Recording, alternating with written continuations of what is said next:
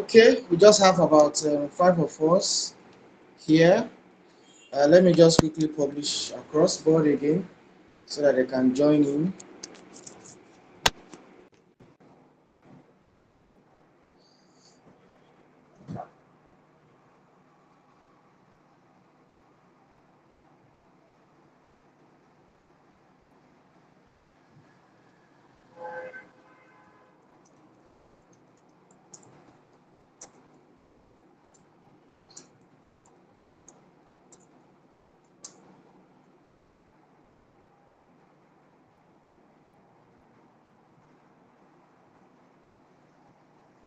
Right.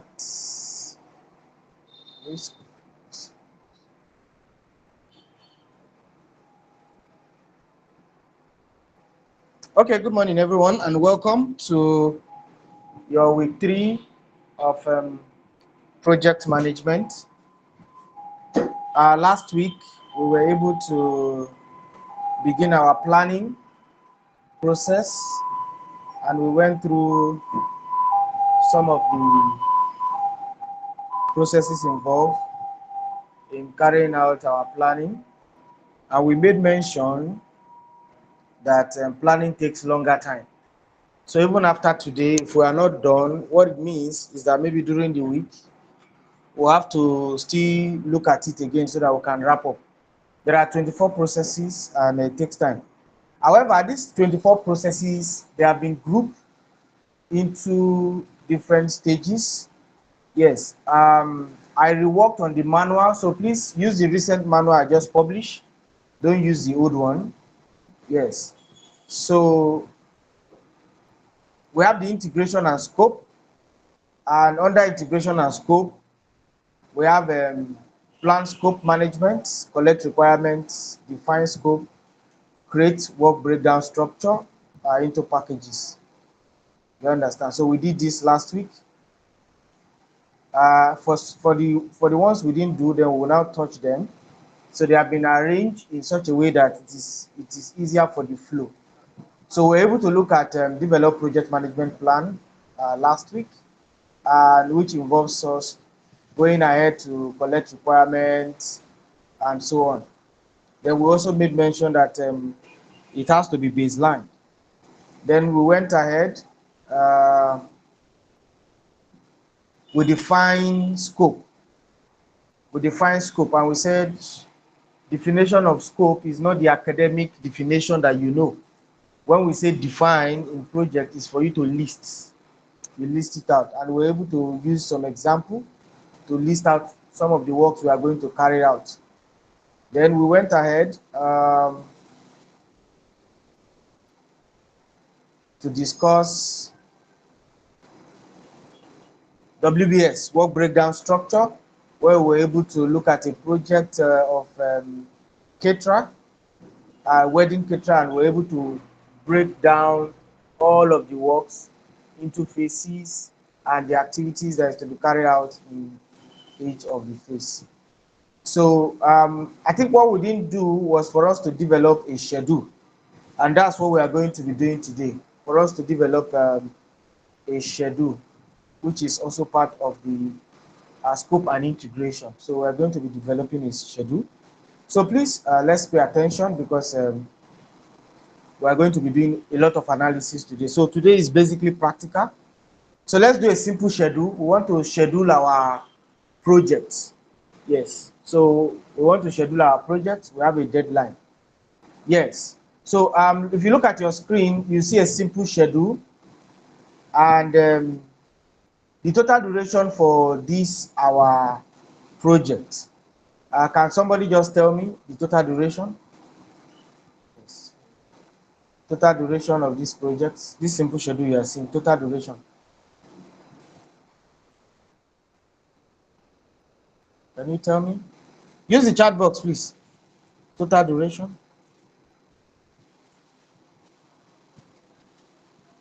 Total duration of this our project. Total duration.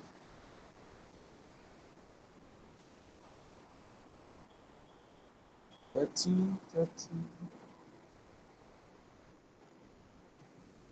30. Uzoma Immaculate say 30. Zibo say 30. Gabriela say 30. Okay. Okay, 30 days. All right. So let's confirm. Thank you very much. Let's confirm. We have 4 plus 7. That's 11. 11 plus 2. That's 13. 13 plus 12. That's 25. Plus 5. That's 30. So you are correct. So we have activities A to activity E, right? Yes. So what is our start date? What is our start date of activity A or of the project? What's our start date of the project? What's our start date of the project? What's our start date of the project? It's already there. 23rd of when? Gabriela. 23rd of when? 23rd of January 2005. Is it 2005? 1998?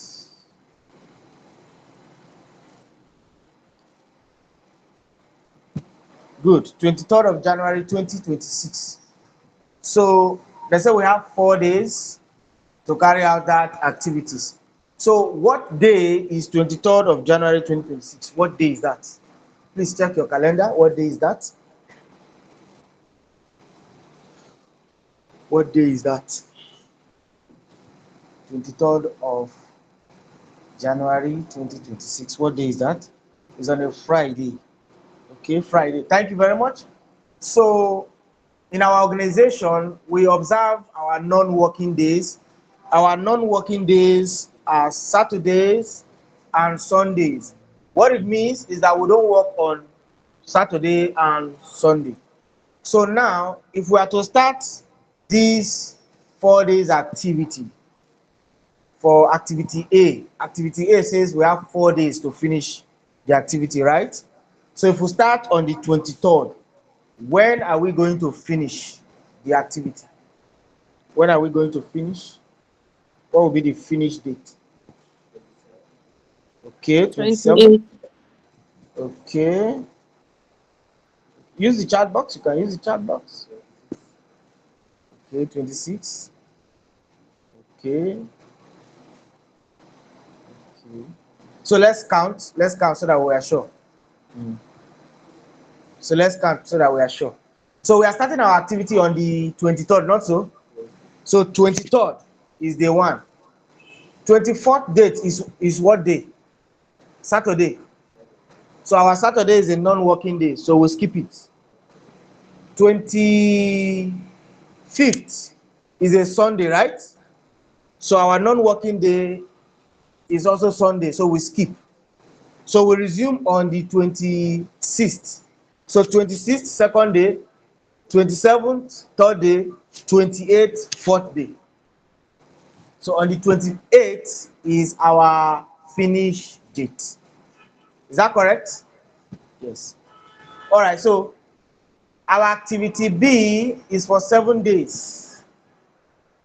Our activity is for 7 days. So when are we going to start? When are we going to start? Oh boy. When are we going to start? I want to share so that we can work on it. We can work on this sheet together. When are we going to start?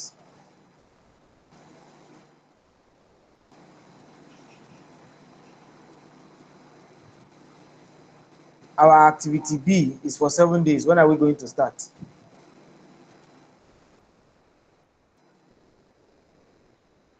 When are we going to start, to children of God?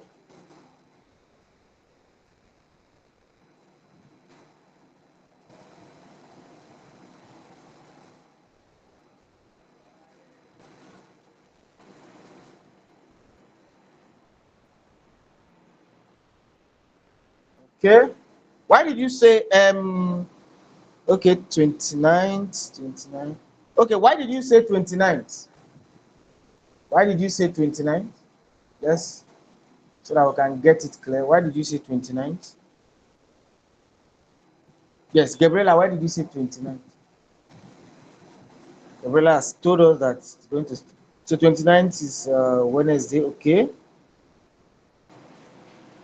So it means that if activity finishes today, which happens to be 28th, right, for the activity A, before we can start the next activity, it is the next day, not so?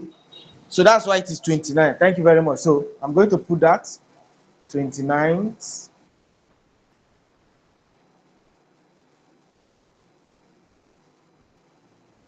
And 26. Now, when it comes to schedule, if I ask you, remind me that your name again. Israel. Israel, what's your schedule on the 29th of January 2026? You begin to tell me that, look, in the morning, I will have to go to class.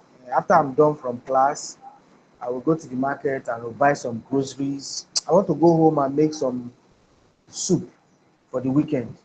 Yes. What am I finding out from you? You are telling me about your schedule. Not so. You are telling me how you are going to spend your days. So when it comes to project 2, they are asking you from on the 23rd to on the 28th, what are you going to be doing? You say you have an activity A for you to carry out. Is that okay? Yes. Okay. On the 29th till so date, what are you going to? I have activity B and it lasts for 7 days. You understand? Good. So now let's do activity B. So we said we are starting on the 29th. So when are we going to finish? Let's do the calculation. When are we going to finish? Activity B has 7 days. So when are we going to finish? What will be the finish date? What will be the finish date? Remember, Saturday and Sunday is our non-working days. Merit says on the 6th. On the 6th of when? Okay, on the 6th of February 2026. I'm not checking. Is that correct? Please confirm. Everyone should confirm if that is correct. So 02 2020 slash 2026. Is correct? That's correct. Okay, Immaculate is giving us on the 4th of February 2026. Immaculate, you may want to check that. We have a non-working days. Our non-working days is Saturday and Sundays. All right, so it's correct, right? Beautiful. So activity C. When are we going to start activity C?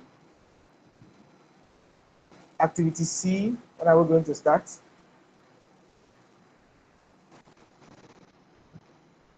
When are we starting activity C?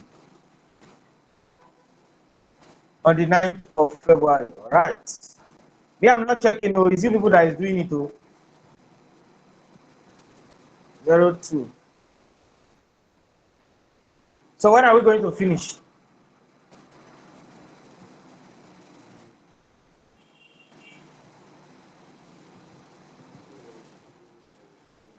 When are we going to finish?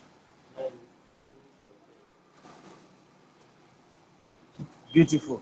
So 9th and 10th. So beautiful. 10th of February. And it didn't fall on our non-working days, right? Okay. 2026. All right. So we have the next activity D for 12 days. When are we going to start? When is the start date?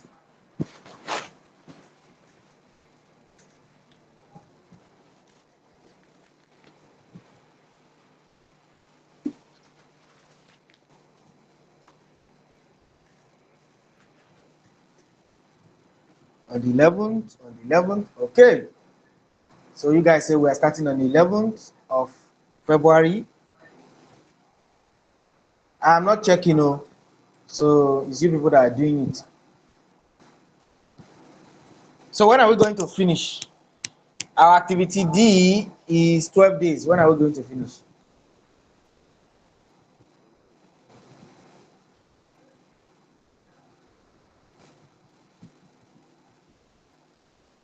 When are we going to finish?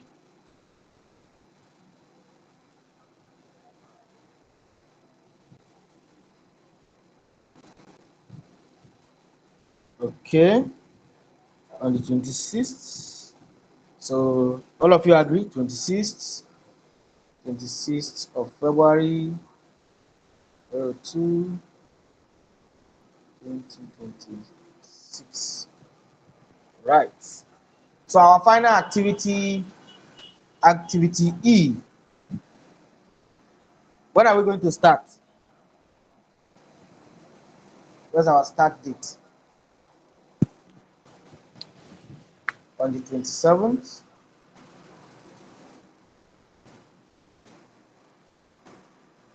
27th of February 2026. So when are we going to end our project? Okay, we are ending our project when? On the 5th of March. Beautiful. 05 03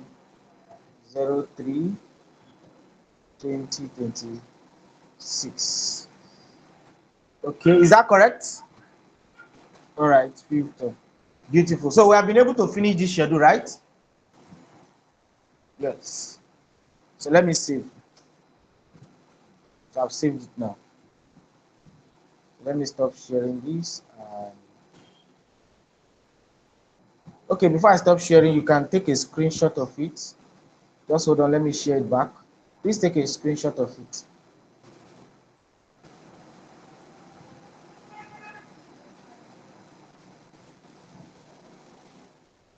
Yes, please take a screenshot of it, of the task we have just performed. Please take a screenshot of it. Take a screenshot, take a screenshot. The reason why you are taking a screenshot is because the manual I published, what we have just done is not there. You understand? So that you can hold on to it. So I believe we have all taken a screenshot. So let me stop sharing. And let me share the other manual.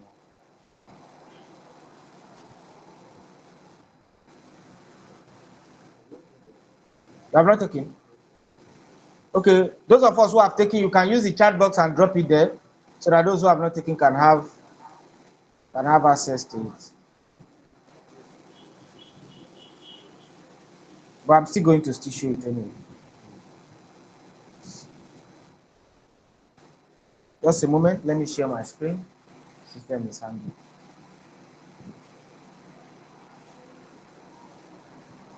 So if you look at that schedule we just did, you will notice that that schedule is rigid. It's a reading schedule. Okay.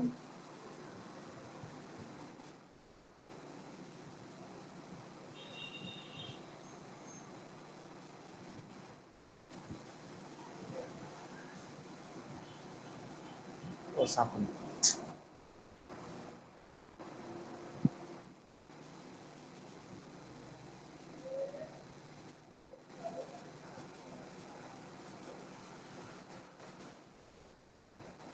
Close it again. Just a moment.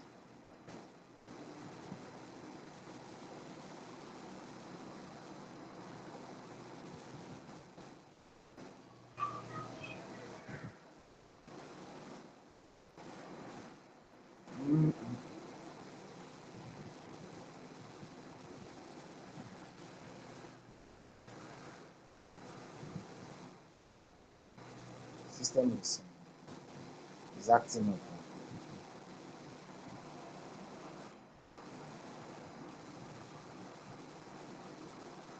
Just a moment, guys.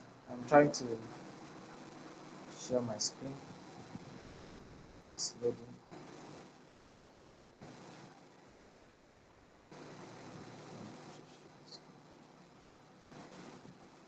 Let me just do that.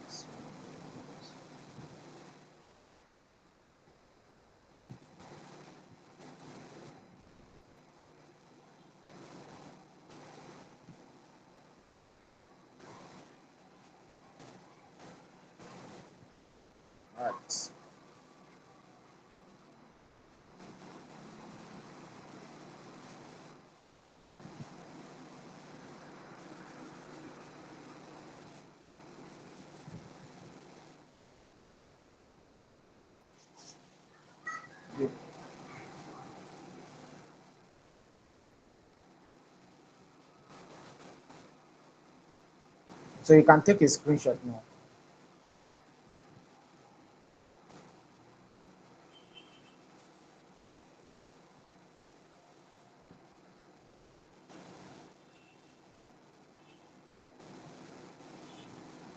So if you look at this schedule, you will observe something. The schedule is rigid. Am I correct? Yes, the schedule is rigid. What it's saying is that we must start on the 23rd of January and finish on the 5th of March. Am I correct? So meaning say, no matter wetin happen o, we don't care. We don't want excuses. You finish, you start on the 23rd and finish on the 5th. That's what it means. But we are not going to be working with this kind of schedule, because working with this kind of schedule means that we go put ourselves for trouble. So what we are going to do is to introduce a float.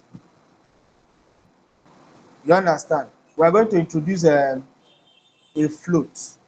Now, float means the number of days we can actually delay an activity before we start. That's what it means. Float means we can actually delay an activity, but we must, these are the days that we have that before we can start, and no excuses. You understand? So now let's look at it. Okay, I think I will have to still stop sharing this.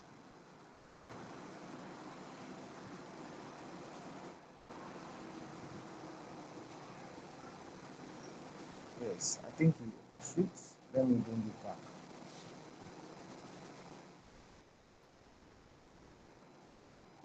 So I want to use the same project to run a flexible schedule.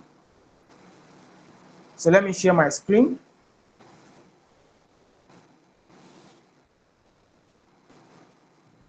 So that we can do this one together.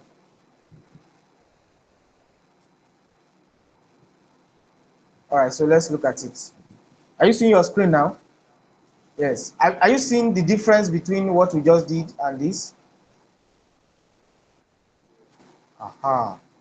So now let's work on this. Let's work on this. Good. Can you all see? Is everything clear enough? Because I'm trying to adjust it. Just to ensure that we can see it. Please confirm in the chat box if you can see the screen.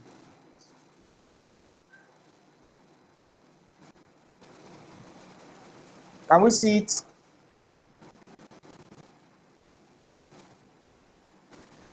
Okay, Felicia, please check again. Okay, beautiful. So now, if you notice, there is something different here. We now have floats. Yes, we have floats. Then we have early start dates. We have early finish dates. Then we have latest start dates. Then we have latest finish dates. Is that correct? Morning, sir. So now, our activity A, how many days duration does it have? Our activity A, 4 days. 4 days. How many float days do we have for activity A? 7 7 days. days. Beautiful. Activity so our early start date is when? 23rd of January 2026, right? Our early Yes, sir. finish date is 28th of January 2026, right? So what is our latest start date? Now I will need to now explain that. So what it means is that we have a float of 7 days. So it means that if we do not start on the 23rd, we should start on the 24th. Please pay attention to the non-working days. I'm not paying attention to it, so just in case I make mention of it. On the 24th is a Saturday. On the 25th is a Sunday. So if we do not start on the 23rd, we must start on the 26th. If we do not start on the 26th, that happens to be the 2 of the float, right? Good. So 27th will be the third day of the float, right? Am I correct? Good. 28 will be the fifth day, right? Please correct me if I'm wrong, or maybe I should start again. So on the 23rd is our day one, which happens to be our date of float. 24th and 25th is out of it because it's our non-working days, right? So we continue from 26th. 26th happens to be the second day from the float. 27th, the third day. 28th, the fourth day. Our 29, the fifth day. Is 29 a Saturday or a Sunday? Okay. So 29 is our fifth day, not so? Aha. So on the 30th is, what's the date on the 30th? We have gotten our 5 days out of the 7 days. What's the date of 30th? Is it on Sunday? 30th is Friday. So on 30th means our 6th day of float. Is that 31st of January? What is the day on 30th? Saturday is our non-working days. Sunday is our non-working days. And so 31st, which happens to be on the Saturday, is our non-working days. On the 1st of February is a Sunday, which happens to be our non-working days. Then on the 2nd of February, Monday, and that happens to be our 7th day, right? The last day. So it means that if we do not start on the 23rd, we must start on the 2nd of February 2026, because that's the completion of our float. So now, after completion of our float, we now begin 2nd, 3rd, 4th, and 5th. So 5th will be our latest finish date. Is there anybody that doesn't understand the float? If you don't understand the float, is there anybody that doesn't understand the float?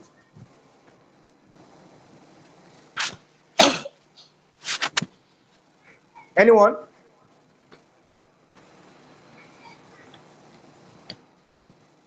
Please ask question or ask.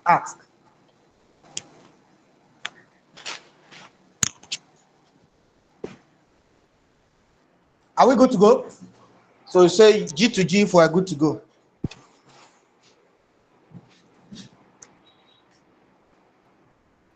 G to G for a good to go.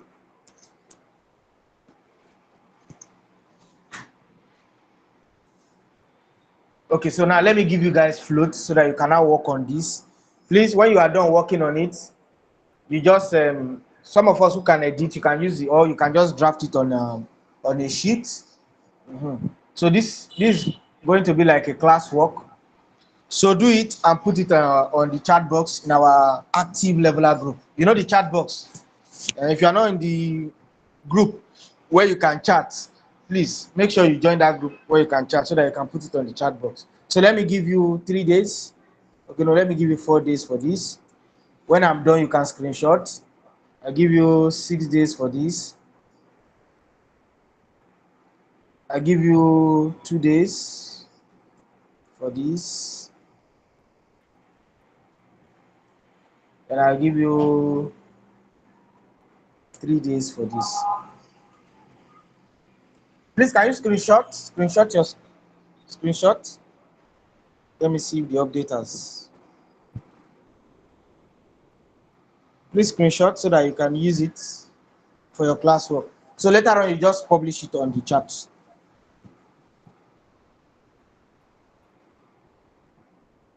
Have we taken screenshot of it?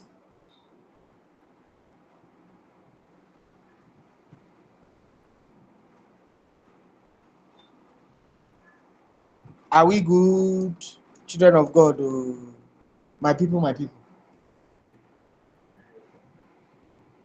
We are good? So that's your classwork. Oh. So you drop it in the chat box later on today. This is the first classwork. We still have other classwork. Oh, so please. All right. Let me stop sharing this.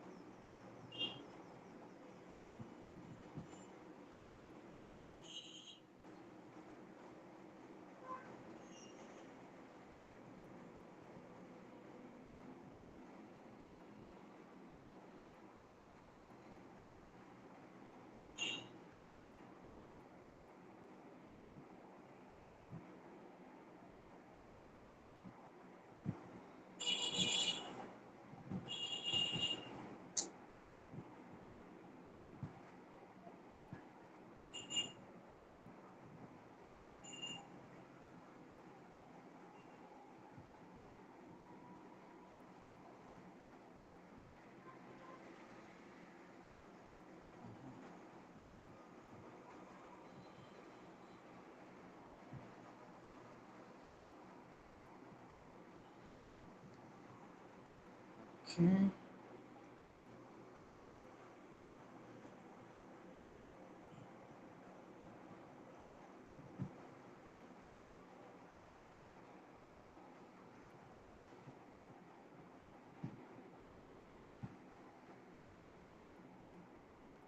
So let's go. So I think last week we have been able to look at how we can define activities. So we did that last week. We say we list out all of the activities, write it down in your project. Don't bother about the order of execution. Just go ahead and write it down. I will make use of techniques we can use, expert judgment, decomposition, and then we also look at sequencing of our activities, where we're able to use our painting project to see which one will finish first and which one should come first. Then I think we also discussed on dependency. Yes, we're able to look at it. Then we look at our complex diagram. Did we look at this last week? Did we look at this? I think yes, we did. We did look at this. Yes. Estimate activity duration. So that's the one we have not done. So let's look at it. Estimate activity duration. How do we estimate activity duration? We estimate activity duration using these techniques. If you look at it, our techniques here again, we're using analogous estimating, parametric estimating, 3-point estimating, reserve analysis, expert judgment as well. So what are we going to be using for us to compare? As an architect, I must have been doing different designs for construction of projects, and different clients will be coming to meet me and say, how far? I want to do 3-bedroom, or I want to do 5-bedroom. Help me now, make I see, make sure say the parlor big, where make sure say the room too, I need it to be very big. Then the kitchen must also be extra big, because madam says she wants to be doing a lot of things. So I can just go back to my archive and check some of the designs I have done before, and just say, hey, what you are looking for, is it something like this? You understand? Then I can use that. You get. Then I can also do 3-point estimating. I can say, the last time we will do this project, how many people will do block work safe? Okay, we use 10 people. How many people will take finish 1 day work? Okay, we use 3 people. Okay, should we still use the same 10 people? What you have simply just done is analogous techniques. Analogous techniques. You're analyzing from your previous work you have done. You are using the same information. Since we use also number of people, let's also still use the same number of people. Then we have the 3-point estimating. Like the name suggests, you find out. Maybe you have similar project you have done before, 3 of them. You just carry the data and you join it, then you divide it by 3. Yes. What's the worst situation for duration? Say things go bad, say e bad as e bad, make we say 10 days, now we go take finish the activity. What is the best case scenario? Okay, well, say if everything go well, 6 days we go finish am. What is the realistic scenario? Let's say 8 days. By 8 days we go finish the work. You understand? So bad as e bad, 10 days. Realistic day, 6 days. Realistic scenario, 8 days. Best case scenario, 6 days. So if you add this figure together and divide by 3, what days are we going to get? So we have bad days, 10 days. Best case scenario, 6 days. Realistic case scenario, 8 days. If you add that together, what are you going to get? Worst case scenario, 10 days. Best case scenario, 6 days.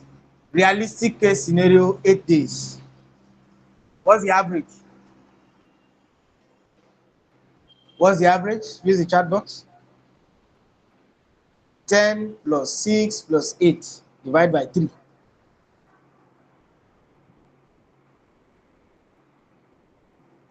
I told us today now what we are doing throughout today in a practical.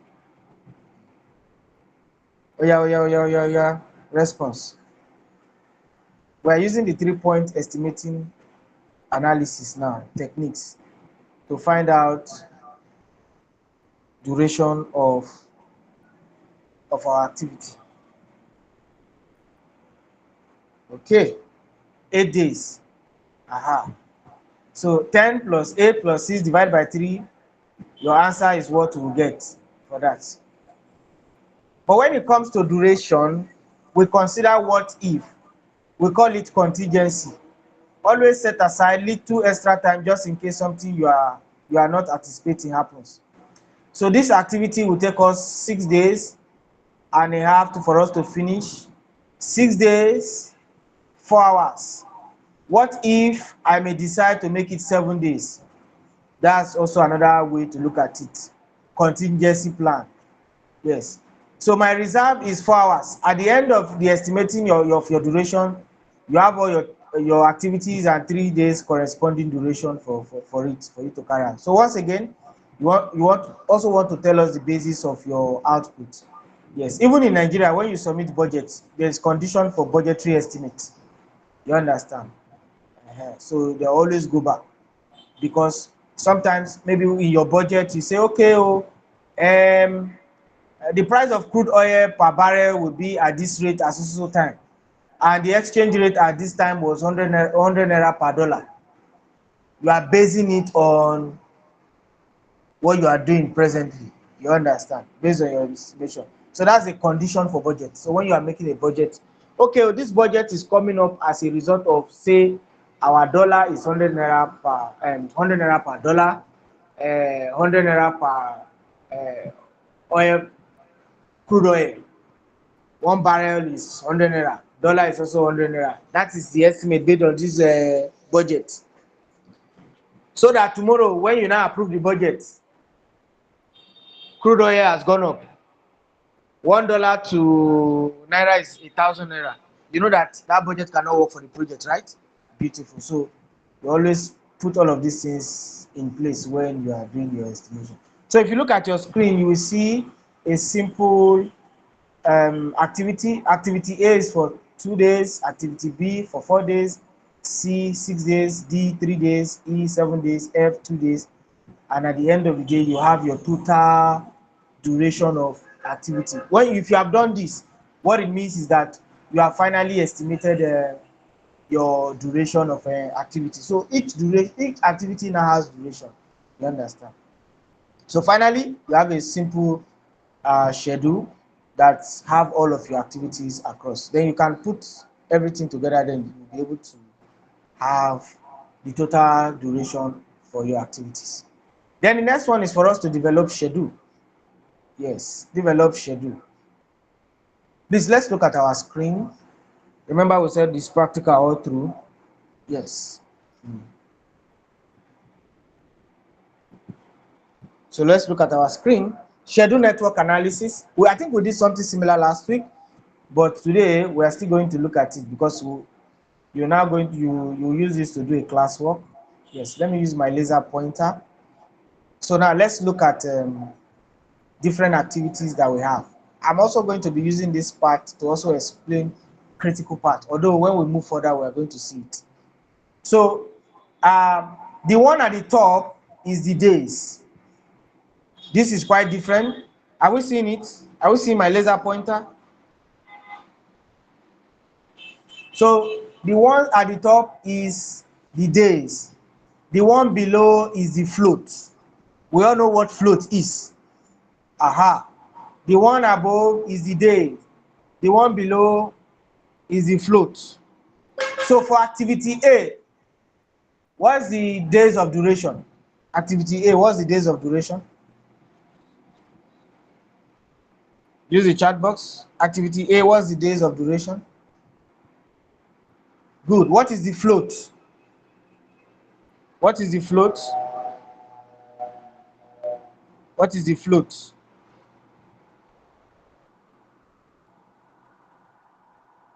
Good. 4 days.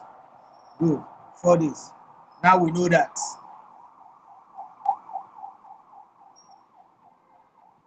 So our activity A has 6 days for us to carry out the activities with a 4 days float. Activity B, 15 days with a 0-day float. Activity F, 10 days with a 0-day float, then it finishes. Now, I want us to look at something. We want to find out how many parts does this schedule network diagram has. How many parts? Now, parts is a flow of activity from start to finish.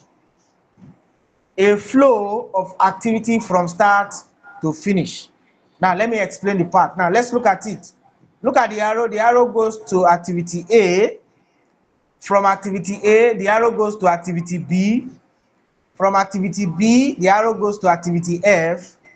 And from activity F, the arrow goes to finish. That's a first part. That's a part. P-A-T-H, part. Let's look at another part. From start, the arrow goes to activity C. From activity C, there are 2 arrows. So we'll take the arrow going to activity B. From activity B, it goes to activity F. From activity F, it goes to finish. That's the second part of this schedule network analysis. That's the second part. Now let's go again. Start, activity C. Arrow from the start to activity C. From C, we have already gone to B before, so we go to where? Activity G. So from activity G to activity to F, finish. How many parts is that? How many parts is that? Now that's 3 parts, right? Good. All right. So can we do for activity D? Do we know how to do it now? So let's go again. From start to activity D. From activity D to activity E. From activity E, we divert to activity G. From activity G to activity to finish. How many parts is that? That's part number what? Part number 4. Good. We come back again. We start. From start to activity D again. From activity D to activity E. From activity E to activity H. Then it finish. So how many parts do we have in this schedule network analysis? How many parts? Yes, total part is 5. Beautiful. Beautiful. Now, this is your classwork. Please take a screenshot of it.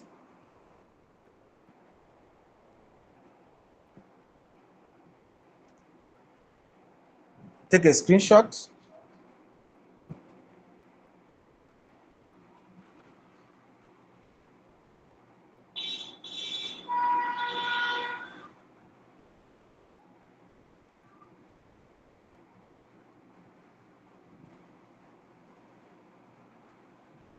Take a screenshot. Have we done that? Do we know what predecessor is? Because that's the classwork on this. Do we know what a predecessor is? Okay, let me just use one example.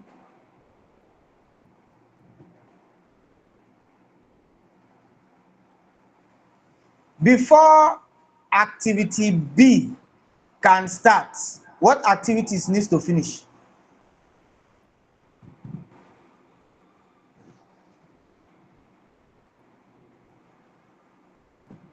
No, you just screenshot. You can just screenshot.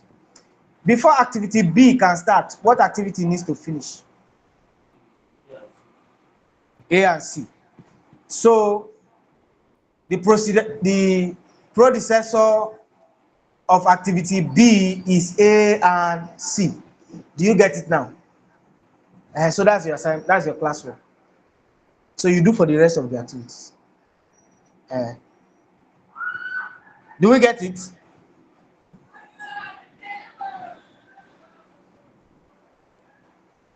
So you do for F, you do for G, you do for C, you do for D, you do for E, you do for H.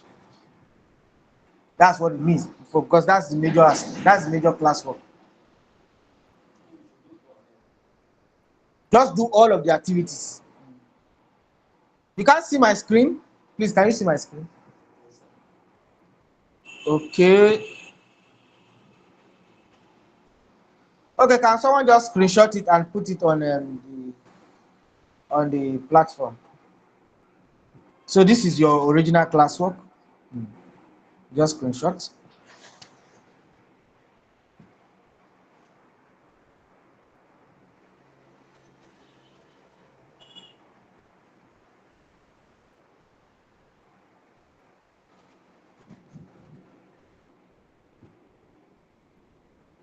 All right. I believe anybody that have not seen can catch it up on the group. Please remember to drop it on the chat box so that others can see it. Usually we are supposed to have a governor. We are supposed to have a governor for each session. So I think Israel, you'll be our governor, so you can publish that on the group so that they can see it. Then let us also pick another governor. Yeah, Ikoabasi will be our female governor, so we'll now have two governors. Yes, Ikoabasi and Israel. Yes, both of you ensure that your classwork is submitted. And you just do a follow-up. I don't know. So now let's proceed.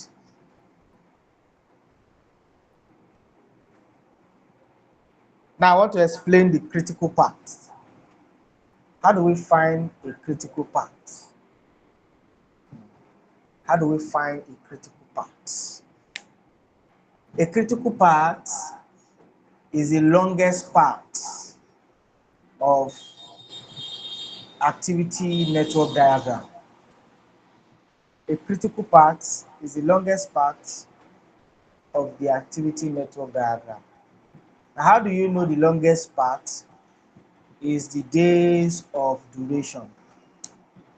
The days that work is going to be carried out.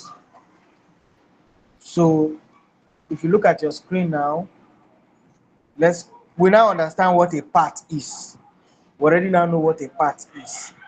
Please, can anybody tell me how many parts we have on this activity network diagram you can see? How many parts do we have?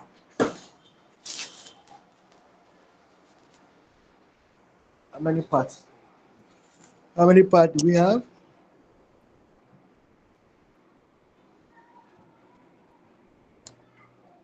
Three parts. Beautiful. The brother says three parts.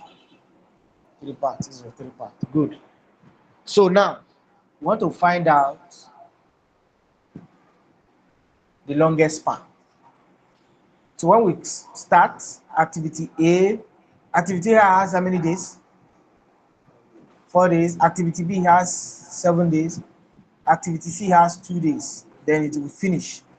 So 4 plus 7 plus 2. How many is that? 13. Okay. So that's for the first part, right? Now let's go to the second part. Start activity A to activity B, then finish. 4 plus 7, how many is that? 11. Beautiful. Then let's check for the final part. Activity D and activity E. That is 3 plus 5. How many? 8. Beautiful. So we have our three parts. We have 13, we have 11, we have 8. So which one is the longest path? A. Yeah. Good. Activity A to B to C, right? So activity A to B to C is the critical part, which is the longest part. Aha.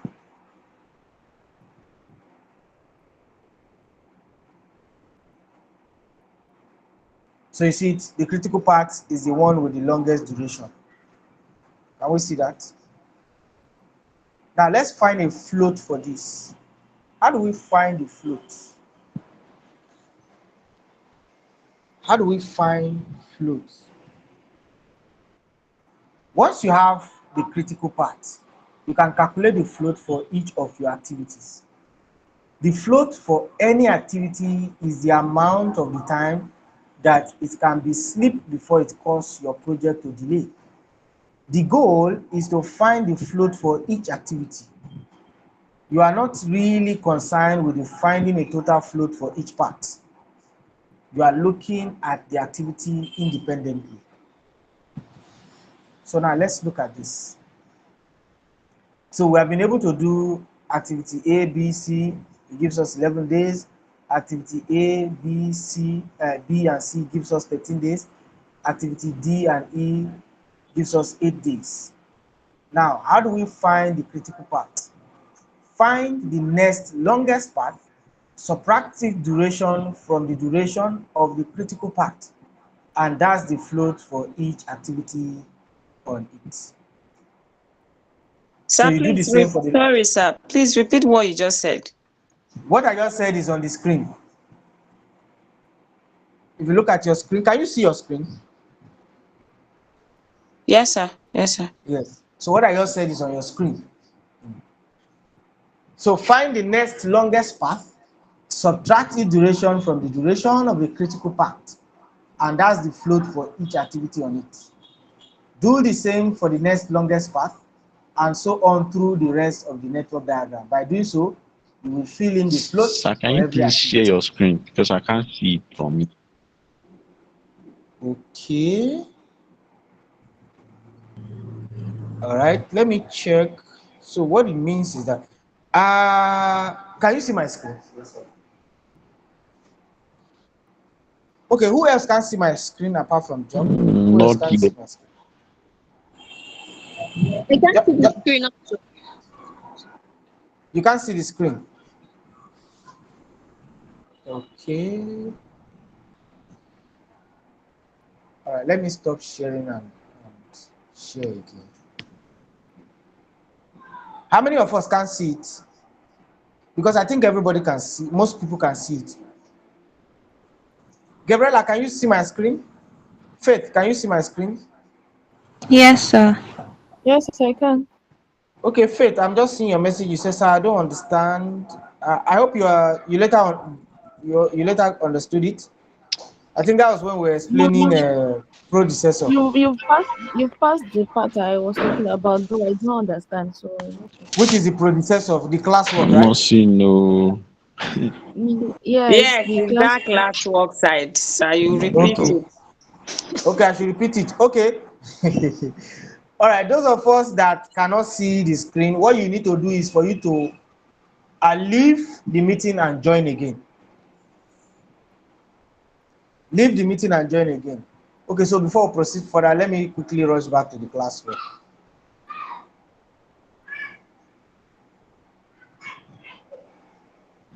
Yes, Faith. Faith and who else that didn't understand it? Immaculate. Immaculate. All right. So, do you understand what a path is? You understand what a path is? Yes, sir. All right. Yes. Good. So, how many paths did we say we have on this very scheduled network analysis that you are seeing on your screen? How many paths? 5. 5 paths. Beautiful. So now, if you look at the path, for example, activity F has 10 days, right? Yes. Yes, sir. So I want to ask us now, which activities needs to finish first before activity F can start? Which activities needs to finish first before activity F can start?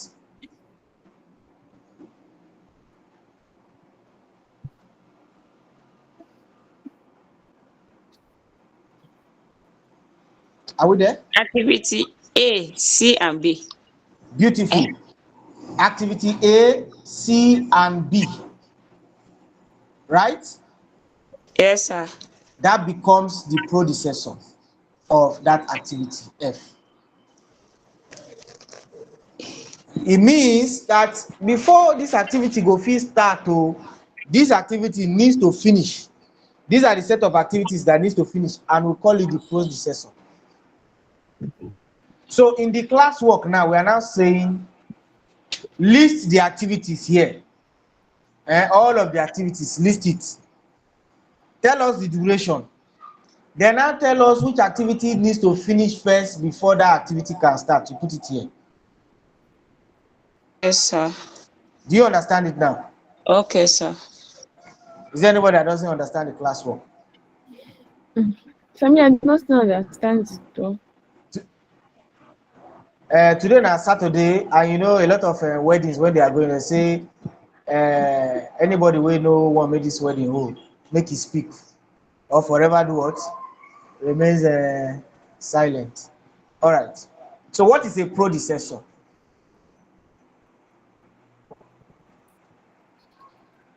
But it is not What is a predecessor?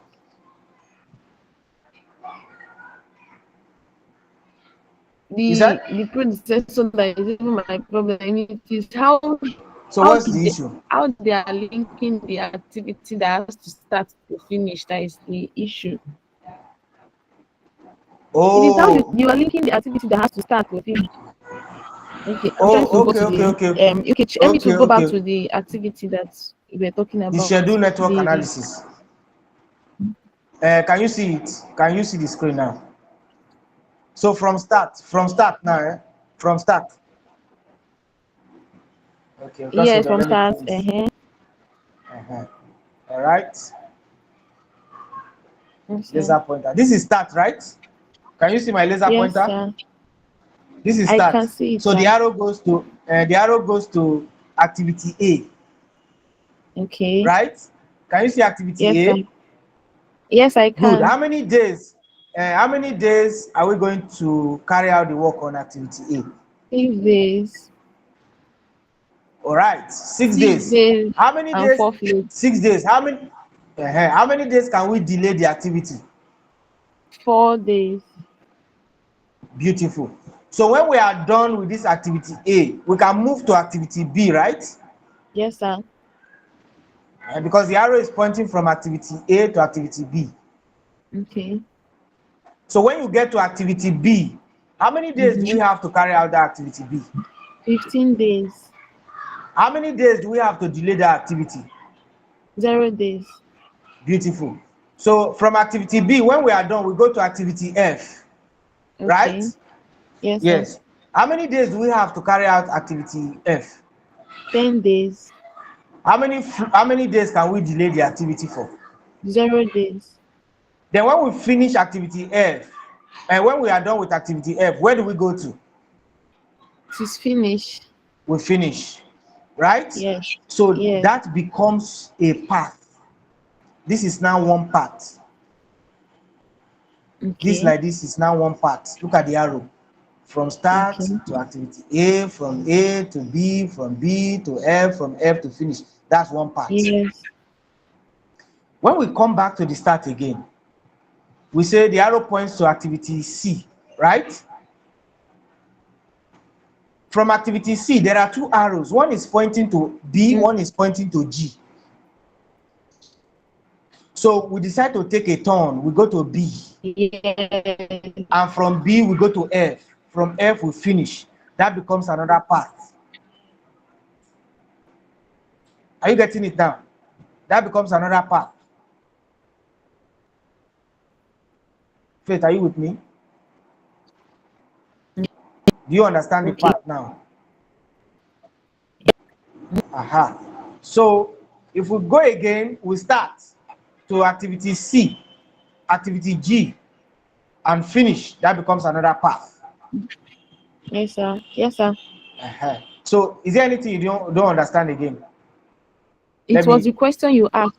You asked the question. You said, what activity do we have to finish before we get to F? Okay, beautiful. For F to finish. So now, something like that you were asking. Aha, good. So now let's go back. Now that we have understand all the parts, you understand all the parts, right? Yes, I understood the parts. And we have how many parts on this diagram? How many parts? We have 5 parts. Beautiful. Good. So now let's look at the flow. So we are saying that activity A has 6 days. Now, when we finish activity A, that's when we can move to activity B, Abby?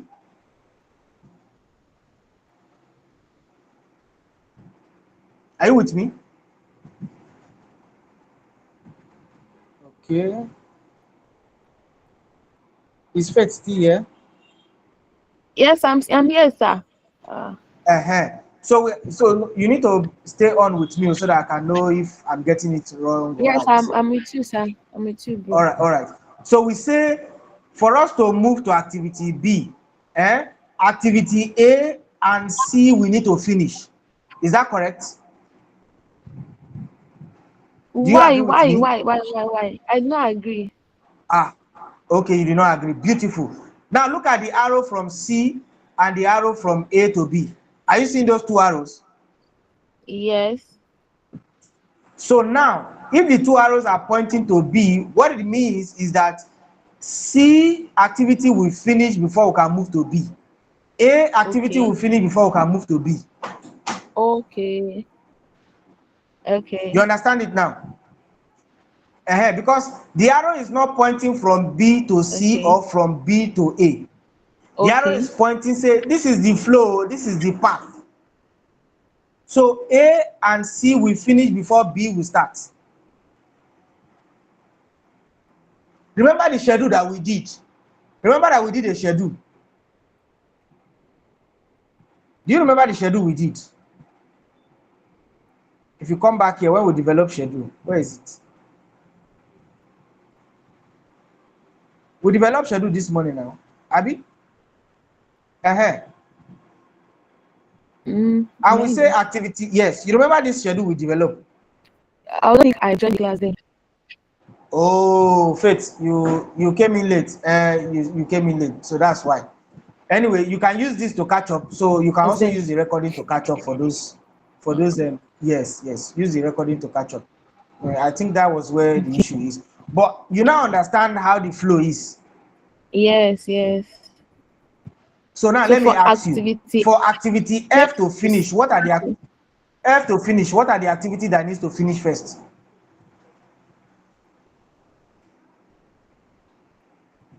For activity F to start, what are the activities that we need to finish first?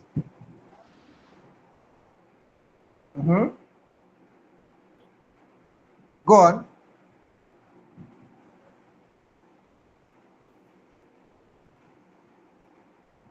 Faith, are you there? Yes, I'm talking. Faith? Okay, so tell us, which activity needs to finish first before F starts?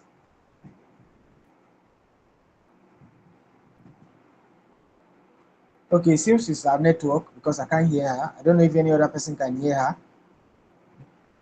Please, is there anybody that doesn't understand the flow part? Doesn't understand the predecessor? Is there anyone? If you understand it, please just use the chat box, say G to G. Just use the chat box G to G. Faith, your network is not okay, so I think that's where the issue is. Okay, G to G.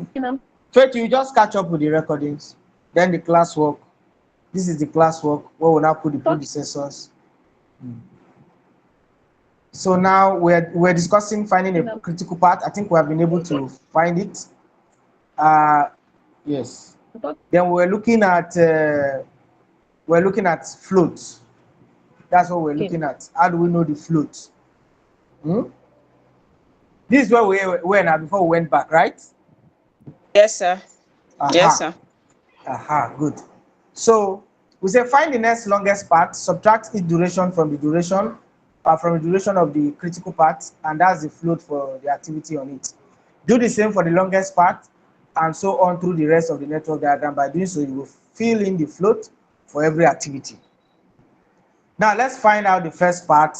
The first part of our activity is A, B, and C. And when we calculated it, we say that's the critical part, the longest duration also.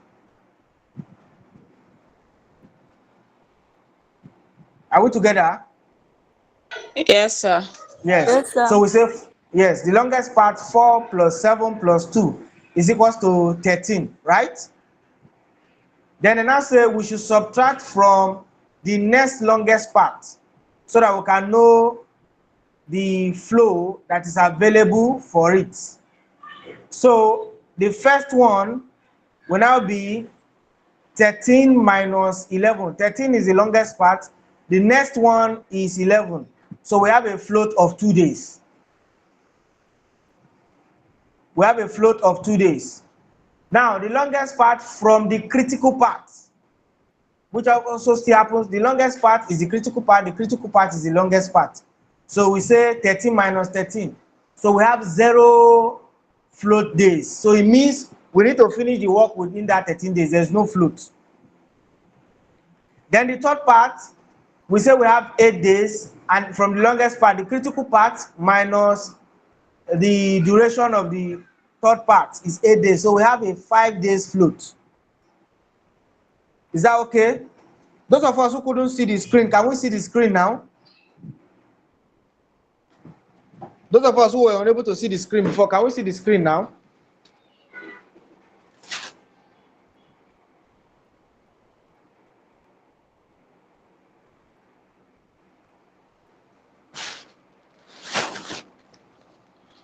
Seems like it's only me that is in this class. No, sir, we are here, sir. Those people that said they couldn't see the screen, please, can you see the screen now? Or they are not here?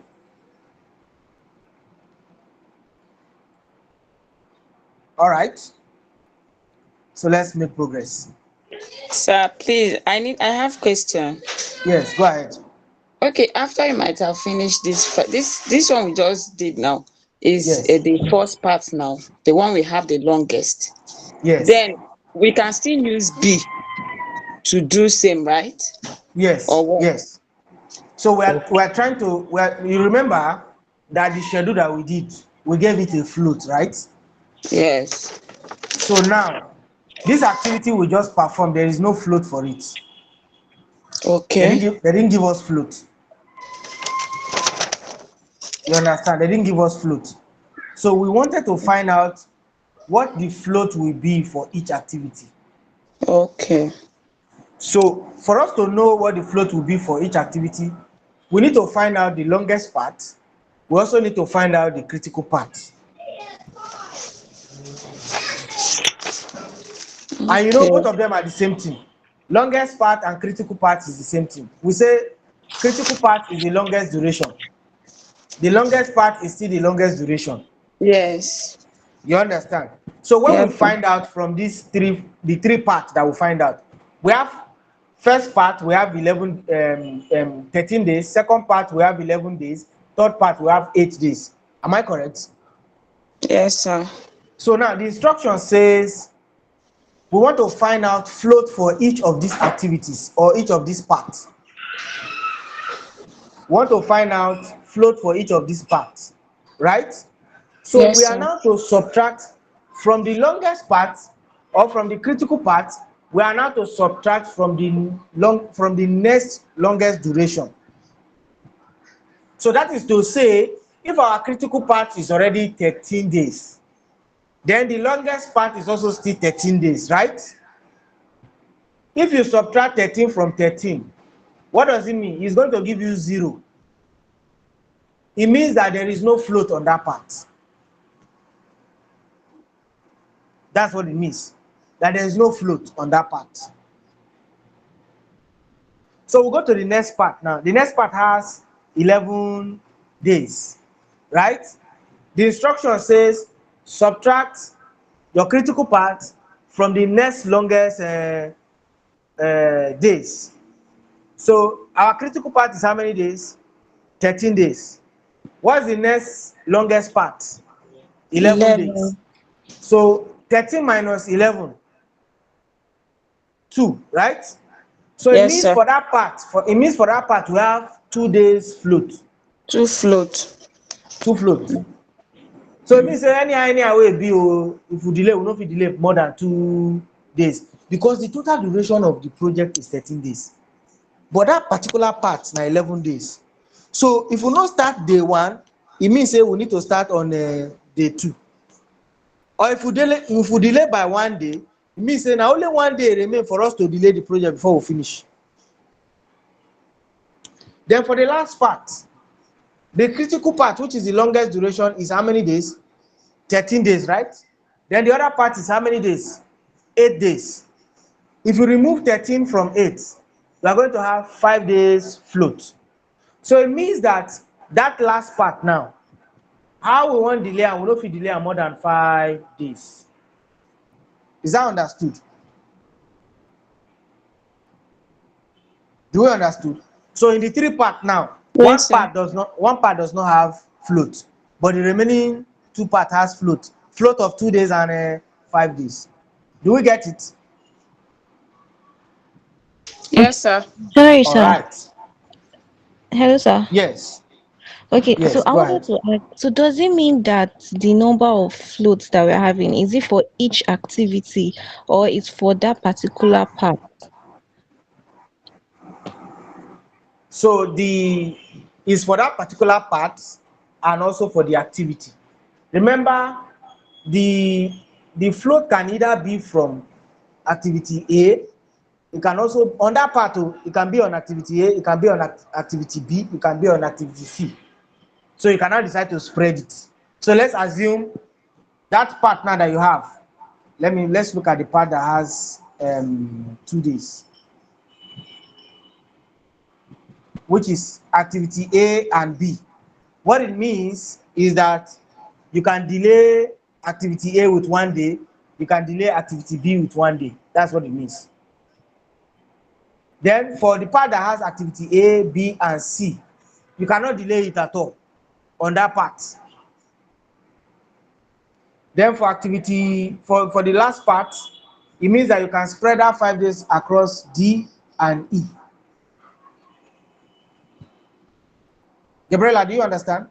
Okay, sir. So more like the float is like the total float. So just for you to share it among each Yes, activity. just for you to share it. Okay. And sometimes only B can take that 2 days, and A will not even disturb you. You know, there are some activity you will start, everything they go smoothly. When you are even supposed, when they even give you a delay, they give you a delay on this activity. You find out that you didn't even delay, but you can't reach the next one. My problem come dey. So your activity A that you had a float for, you just transfer it to the activity B. So maybe your activity B now took time. You now spend your 2 days float there.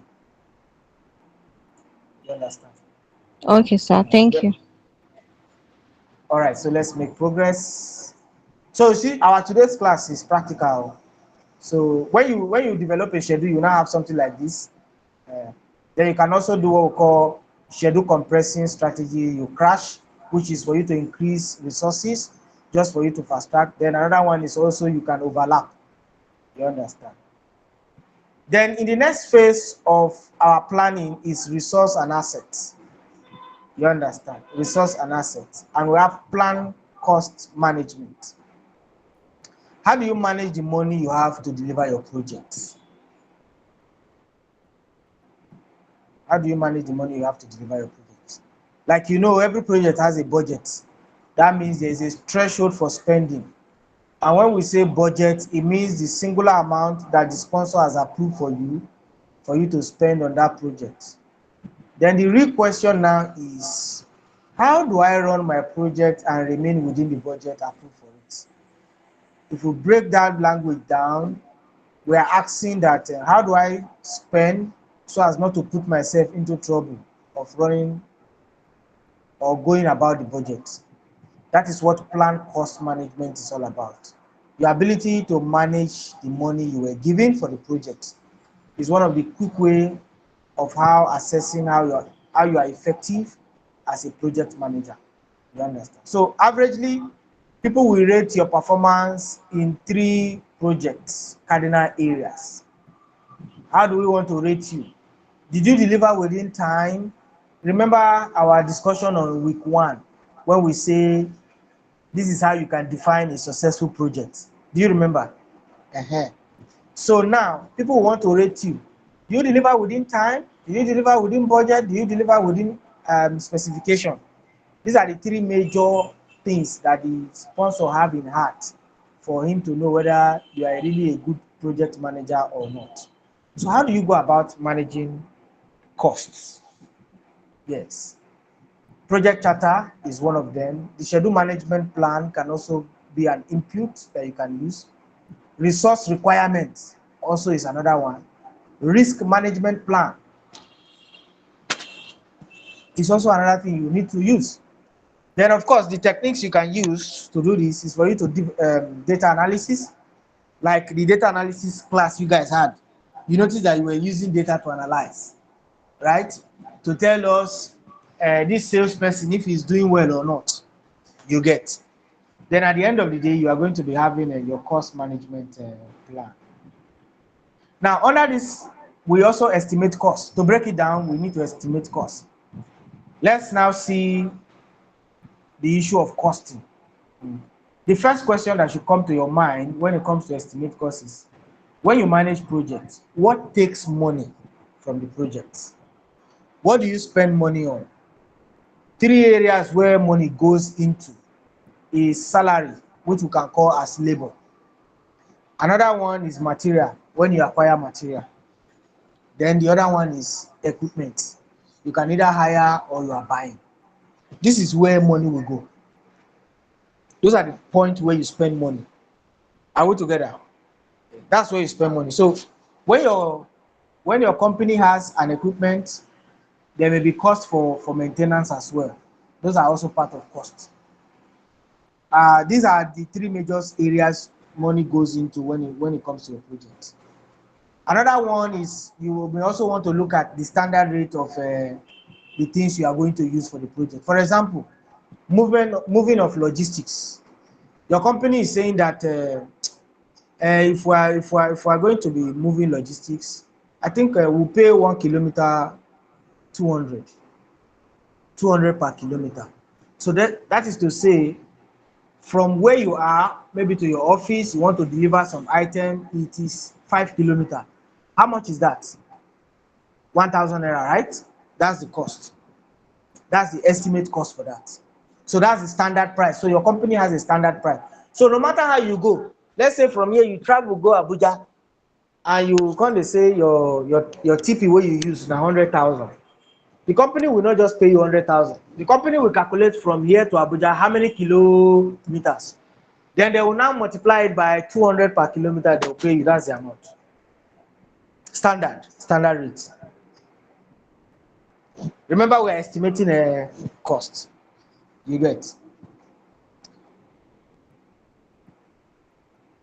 So this may also be based on exchange rates.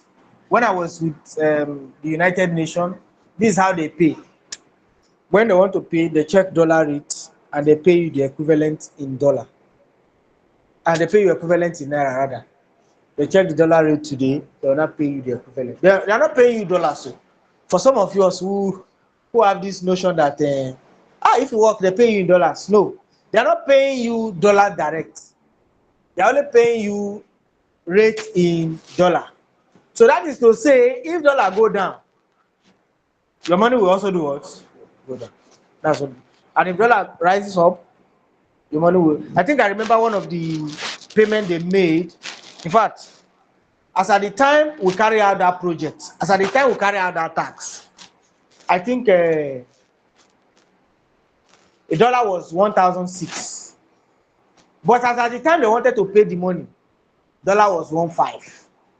So they pay the rate based on 1,006 as at the time we carry out that project. Do you understand? Because they have already submitted it to the budget, to the monetary department. So that's what is on the system, 1,605 naira or so. But at the time when they wanted to pay that money, dollar was 1,500. Do we get it? Yes. So that's how you go about estimating cost. So those are the three areas that money goes into: labor, equipment, and resources. You understand? Another issue we consider in cost is also financing. Who is bringing the money for the project? If it's coming from a singular party, life made easy. If now one person they bring the money, it is very easy. If it's coming from a group of people, we begin to ask questions like, what percentage are the individual responsibility for funding this project? Meaning, Party A, how much percentage this party they bring, say, for this project? Party B, how much percentage in they bring? Party C, how much percentage in they bring? You understand? So these are clarified so that when you are dealing with the issue of costing, you know what to do. The goal of planning your costs is to ensure that money is allocated individual activities accordingly. Remember, the point of execution is the point where money goes into the project. At that time, money dey comot. Okay, you employ labor work finish. At the end of the day, you go pay am. That's the point where money leaves you. You understand? So when we are talking about resources, you estimate resources. You estimate resource as well. This is also part of costing. You estimate resource because money goes into resources as well.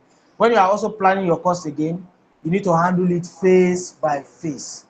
Don't do everything at once. When you are planning your cost, handle it phase by phase, just the way we did for work breakdown structure. Remember that our phase, then you now begin to allocate each amount you are going to spend on those phases. Do we get it? So how do you estimate cost? Again, our friend is here, expert judgment. Analogous is also here. You also analyze using analogous. At the end of the day, you'll be able to come up with something like this. Sample cost estimates. Activity P, how much did we estimate for it? 205,000. Activity Q, how much do we estimate for it?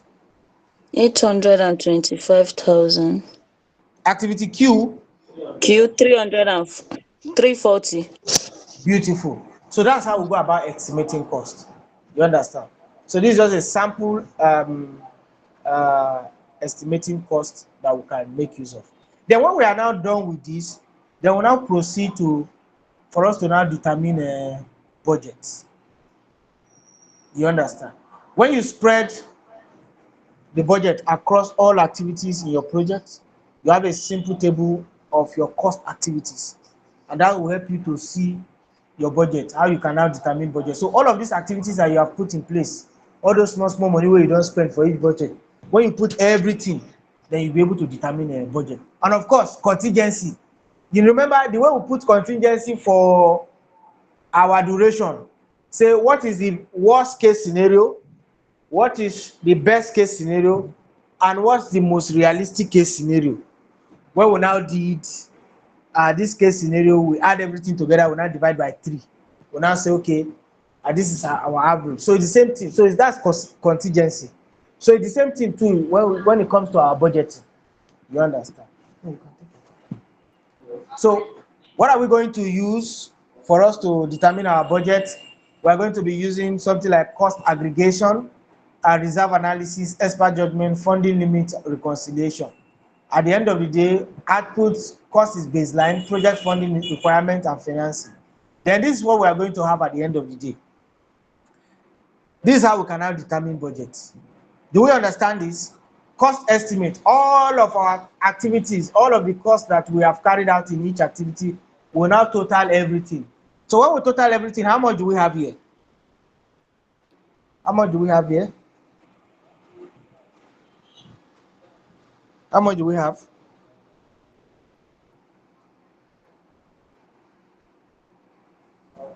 How much do we have?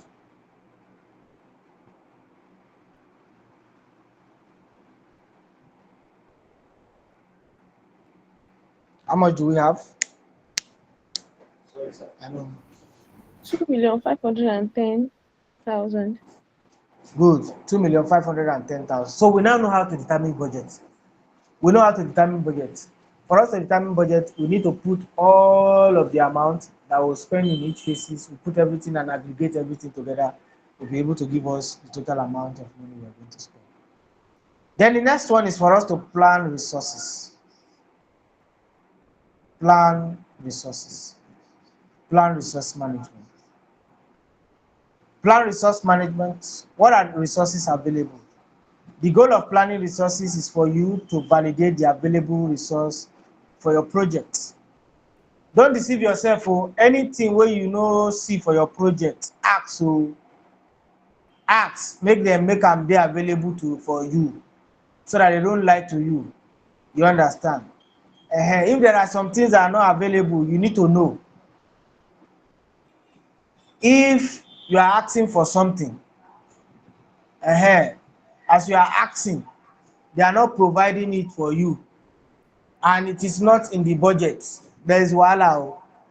There is going to be an issue. The goal of planning resources is for you to validate the available resources for the project.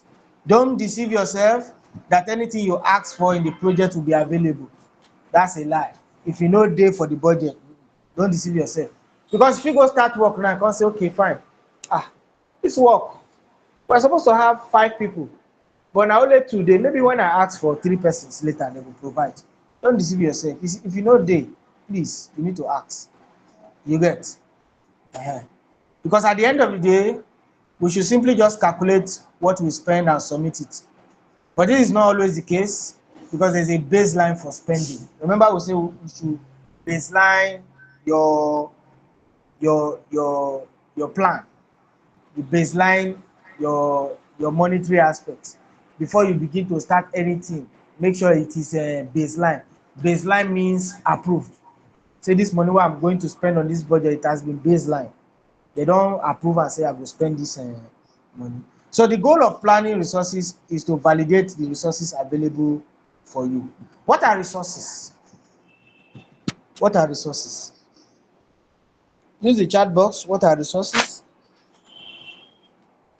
3 things come to mind when we say resources. I mentioned it beginning of our training, I think week 1. What are resources? I even mentioned it not long ago. What are resources? What are resources?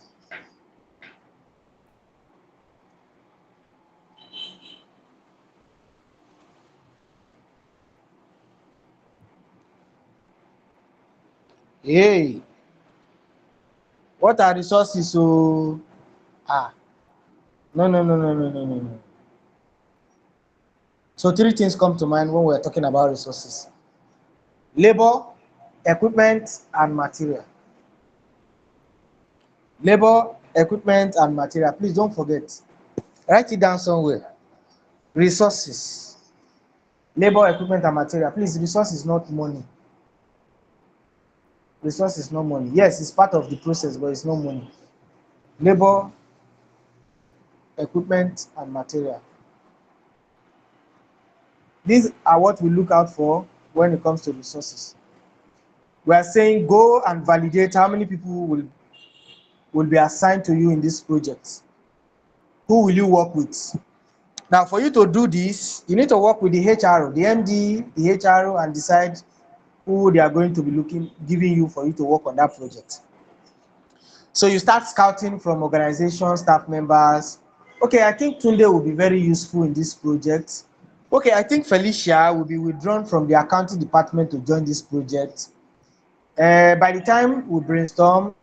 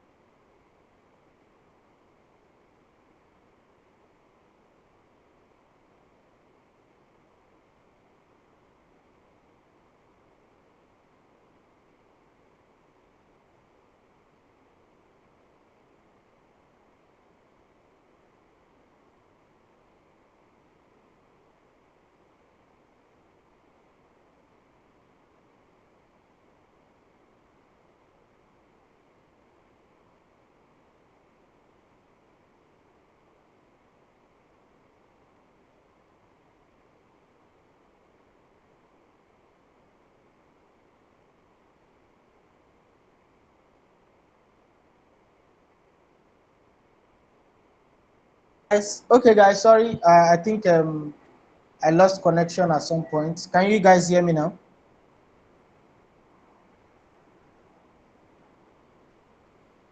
Yes, sir.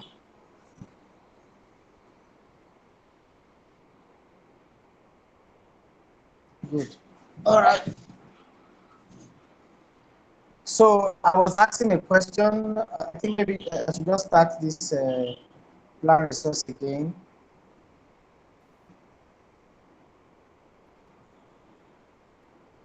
Just a moment. So, okay, my screen is not sharing. Can you see my screen?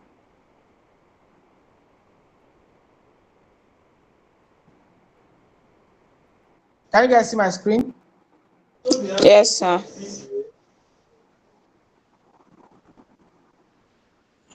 All right. So I was saying that you need to find out the people that you need for your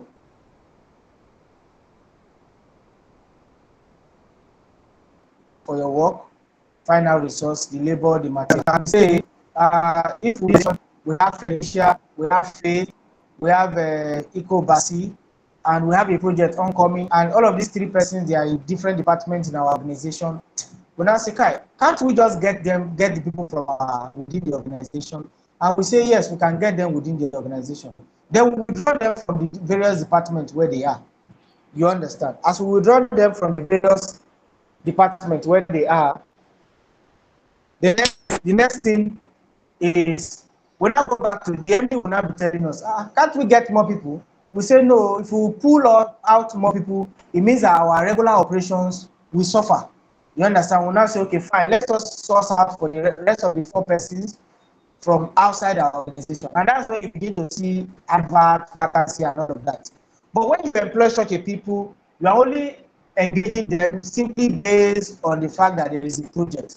And let's say that project is going to last for 10 months and they're going to pay 450,000. And now they are coming to you, they want to engage you into that project. And they tell you, the duration of this project is for 10 months, so we are going to pay 250,000. Then you also have where you're currently working, they are paying you 195,000. And you are guaranteed that for the next 2, 3, 4 years, you will see the work. So are you going to leave your previous job and take this one, which is 250,000 for 10 months? What are you going to do? So that was the question I was asking, I think, before I cut off. So please use the chat box. Which one are you going to do? Are you going to take the 250K job for 10 months, or you are going to stick with your 195,000 job for that you are currently on? Which one are you going to do?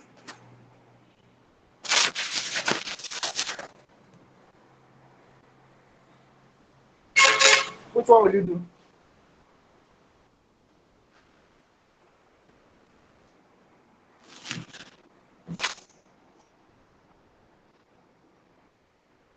Which one will you do? I think most people want to stick with their 195.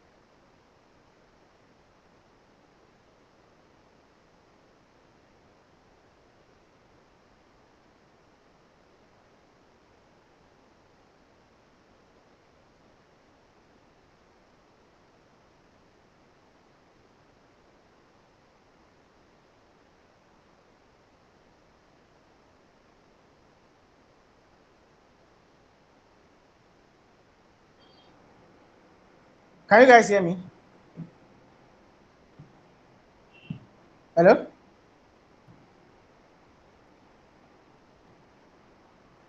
Yeah, so I think network is kicking me out. We're having serious trouble with network. Okay. Let me just communicate in the group.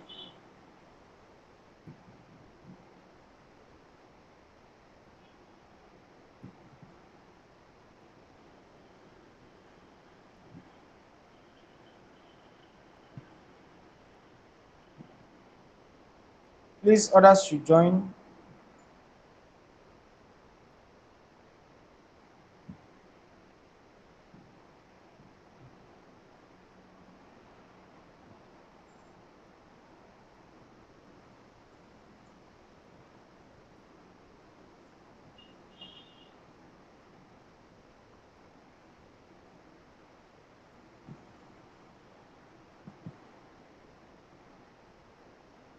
Can you hear me? All right, so let me just quickly publish so that others could join back.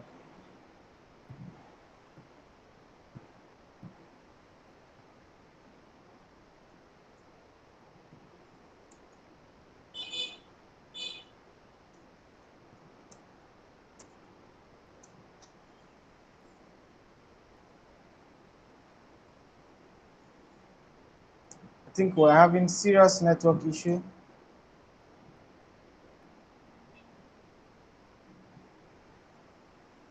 All right.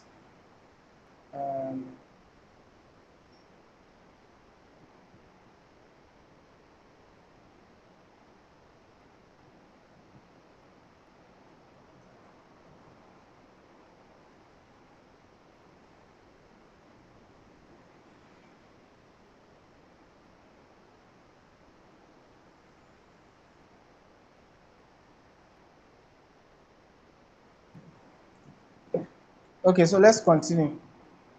Let's continue.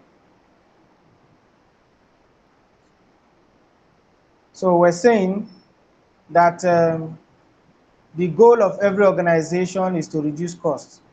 When you are in business, whether you are working for a company or you are running your own show, you are in business.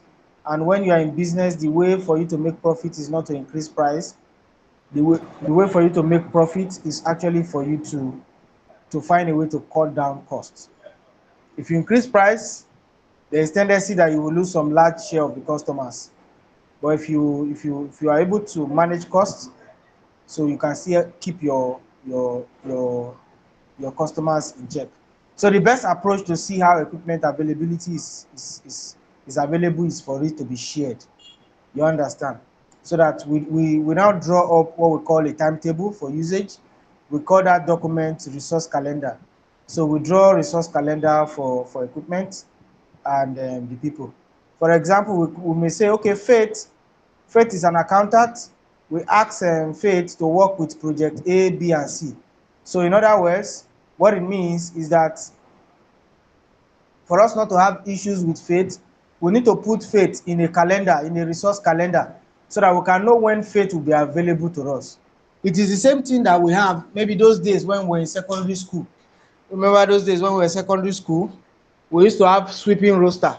You can easily tell who is supposed to sweep this week, who is supposed to sweep next week, and all of that.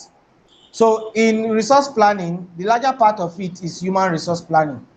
Thank God, almost every one of us here is going to be taking on human resources. You understand? We are going to be doing human resource. So in projects, you plan your labor. How do you plan labor? You identify all the activities that will be carried out on the project and ask yourself, what kind of people do I need in this my project in order for me to carry out my activity? Activity A, okay, I think I would prefer a lady who has a first degree and 1 year experience is enough for me. With that, you have planned for your human resource, in particular for that particular activity.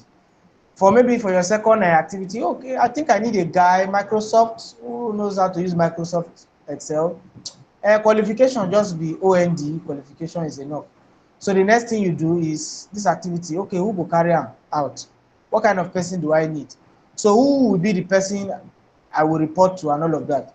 Do you see that we are now moving from finding the resource person, the activity we will do, the qualification, and who the person will now be reporting to. Do you see how the thing is moving from to the level of supervision? Who is going to supervise them? And this is where we give you an opportunity for you to develop what we call organogram or a hierarchical chart. And this is an example of a hierarchical chart. If you look at your screen, you will see John Smith is the project sponsor. Eduardo is the project manager. Under Eduardo, he has other team that he's supervising. IT lead, marketing lead, trainers lead, and all of that. And under them, you see how IT lead is developing team and testing team. Under web or under marketing lead, you see there's a web agency and all of that. So the organogram will help. We help the CEO to know. We help us to know who the CEO is, what are his responsibility, who he reports to, and all of that. Then you maybe probably have maybe like 3 supervisors you want to work with. Now, in doing this, let's look at this responsibility metrics table. Yes. Another word for what we call organogram is responsibility metrics table. You understand? So whenever you hear metrics, what it means is table. We call it responsibility metrics table. And when you see it, it's table. So in this metric table, we have activities, and that includes design, tests, and implementation. Now, the activities individuals are responsible for. Yes. So responsible, R here means responsible, A means accountable, C means consult, I means inform. So R responsible means that the person that will do the work. That's responsibility. It means that the person that will do the work. A, accountability or accountable means the person that we seek his opinion. That is to say, the one who is responsible for producing the deliverables, package and approve or sign off the work. Then C means consult. Who will go consult for this activity? Who will tell us who carry go? It means someone who has input to the work or decision. Then I means inform. It means the person that will need to be informed of the decision or the result. So now let's look at the metrics table. So who is responsible for the design? Who is responsible for the design? Please use the chat box. Sarah. Who is responsible for the design? Yes, somebody's mentioned Sarah. Who is responsible for the design? Who is responsible for the design? Only one person.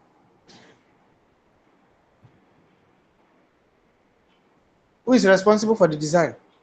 I think with the acronym, you can easily identify it. Who is responsible for the design? All right, Sarah. Who is accountable for the design? Who is accountable for the design?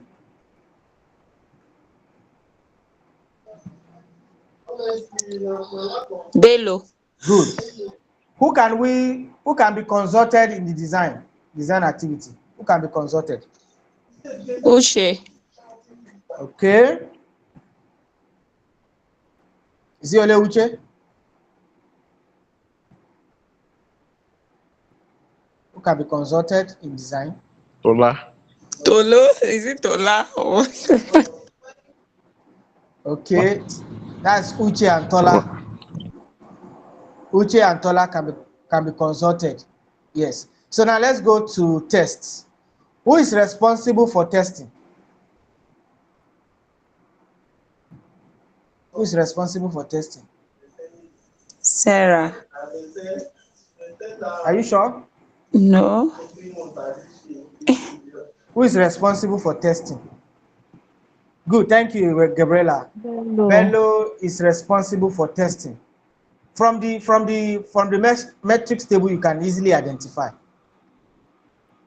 Who needs to be informed under the testing? Who needs to be informed? Sarah. Good. Sarah needs to be informed. Who needs to be consulted? Uche. Uche. So who is accountable for the testing? Tola. Good. All right, so let's move to the next one. Who is responsible to implement? Uche. Uche. Beautiful. Who needs to be informed? Bello. Hello. Who needs to be consulted? Sarah. Sarah. Who is accountable? Tola. Beautiful. So who is the most senior staff member among them? Senior. Yes, who is the most senior staff member among them? Sarah. Okay.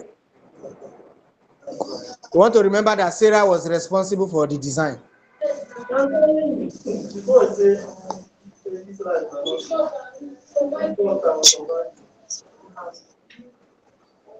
All right, I'm waiting. Thank you very much, Gabriela. Tola is the most senior staff. How many people report directly to Tola? You want to check it. How many people report directly to Tola? How many people report directly to Tola?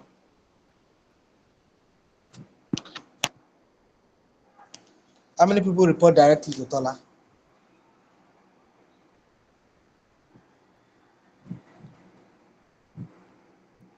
How many people report directly to Tola?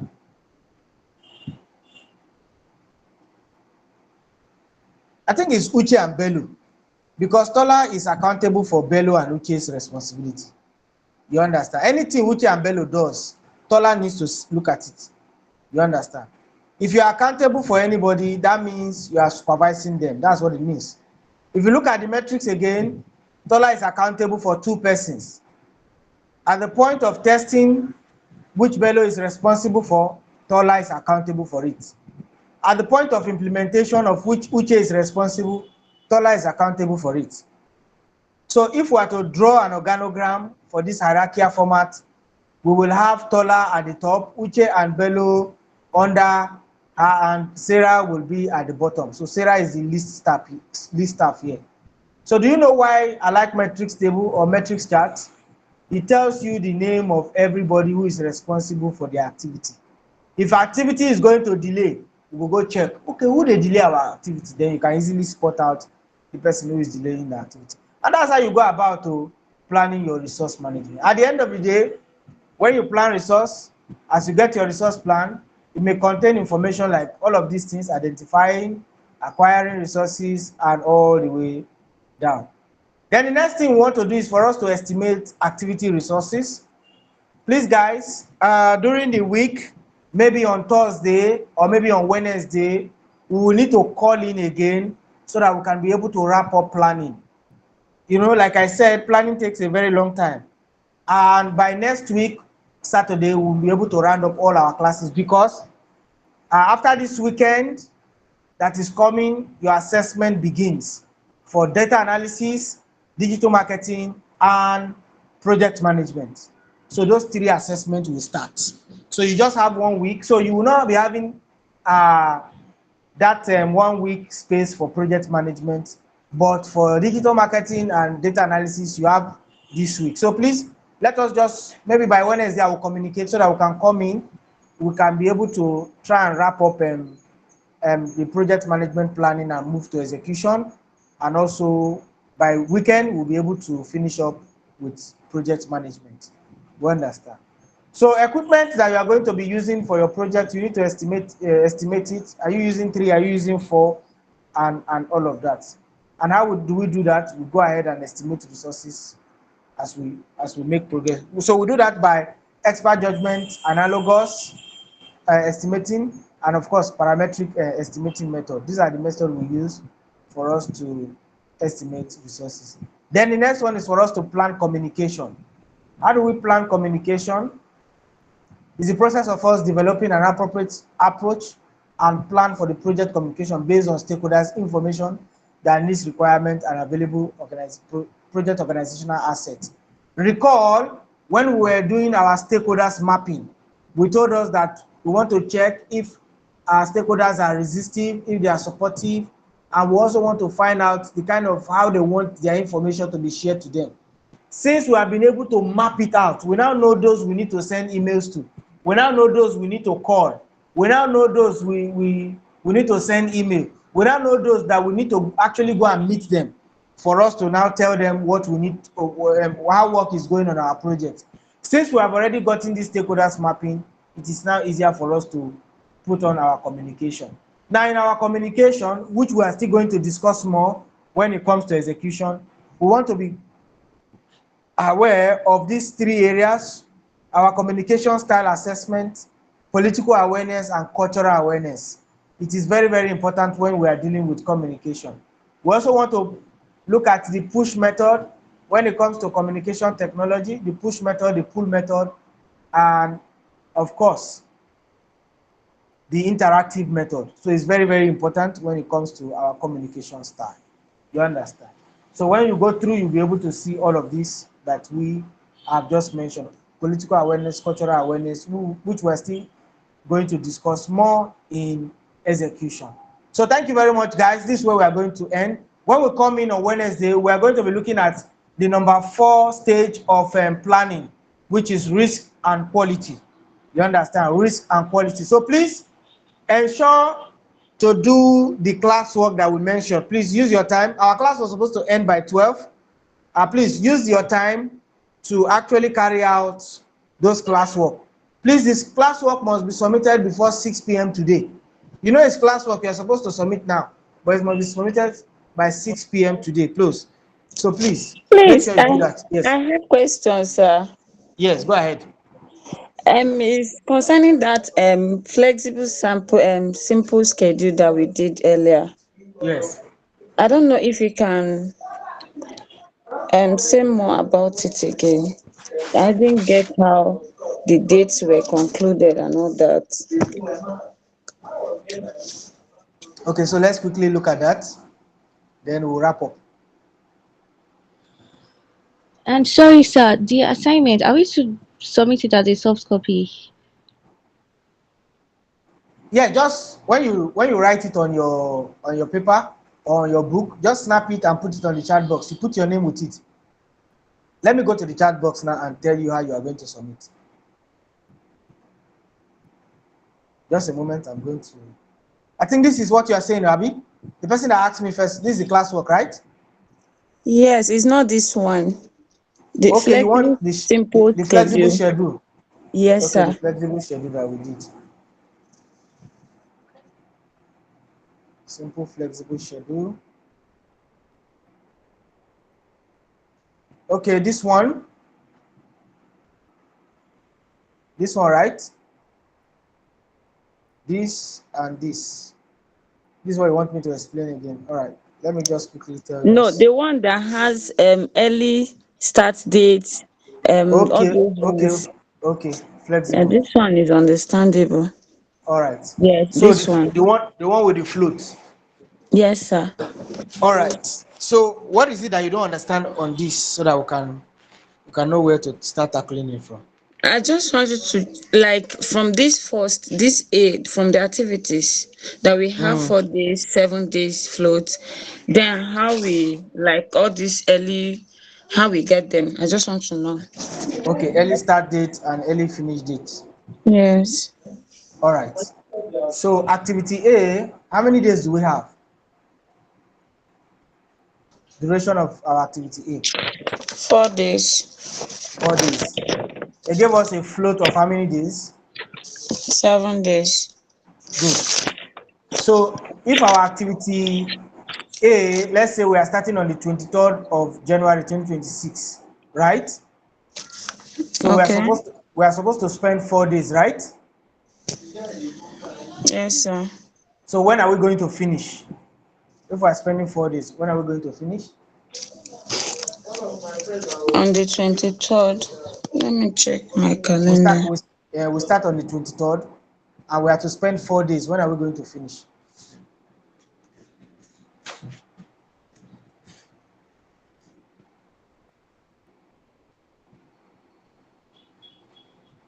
Eight. On the 28th, right? Yes. So they now gave us a float of 7 days.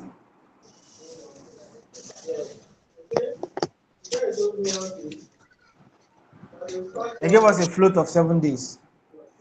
Okay. So now that float that they gave us, what it means, float is the number of days that you can delay an activity and you have to still finish on the date. Do you get that? Yes, sir. Yes, sir. Yes. So float is the number of days that we can delay an activity for. So they now told us that we have a float of 7 days. So if we start our work on if we don't start our work on the 23rd, we can start on the 26th. If we don't start on the 26th, we can start on the 27th. Do you know why I jumped 24th and 25th? Yeah, because it's Saturday and Sunday. Beautiful. So 23rd is already day 1. So if we don't start on 23rd, we can start on 26th. 26th will be day 2. If we don't start on 26th, we can start on 27th. 27th will be day 3. If we don't start on the 27th, we can start on the 28th. 28th will be day 4. If we don't start on the 28th, we can start on the 29th. 29 is day what? Is day 5. If we don't start on the 29th, we can start on the 30th. On the 30th is day 6. If we don't start on the 30th, we can now start on the 1st of February. Is that correct? Check the calendar, please. 1st of February is what date? Is it a Sunday? 1st 31st? February Yes. is on Sunday. Okay, 31st of January is when? On Saturday. Okay, so that means 20, 29, 30 and 31st is out, right? 30th is on Friday. Okay, 30th is on Friday. On Friday. 31st and 1st is on Saturday, Sunday. Okay, so that means if we don't start on the 23rd, we can also start on the 30th, which happens to be on a Friday, which makes it our 6th day. So 31st and 1st is Sunday and Saturday and Sunday, right? So on the float, how many days have we used now? We have used 6 days. Right? Yes. So now, on the 1st of February is on a Sunday, right? 1st of February. Yes. Sunday. On the Sunday. So it means that if we don't start on the 23rd, we can now start on the 2nd of February. And 2nd of February happens to be the 7th day of our float. So it means that we have exhausted our 7th float. So by all means, we need to start on the 2nd of what? Of February. February. So now when we now start on the 2nd of February, what is the day for the activities originally? 4 days, right? 4 days. Good. So from 2nd of February, 2nd of February, 3rd of February, 4th of February, 5th of February, if you count that, that is 4. So it means on the 5th of February, we need to finish the activity. Okay. Do you now understand it? Yes. So the float helps you to delay activities. It makes it flexible. So if you don't start on the 23rd, you can start the next working days. If you don't start on the next working day, you can start for the 7 days that we are giving you. You must start in between those 7 days. That's what it means. Okay, sir. Do you now understand it? Yes, sir. Thank so you. So sir. now we now gave you a classwork. We now say, now we are giving you float for activity B, 4 days. Activity C, 6 days. Activity D, 12 days. We gave you 2 days float.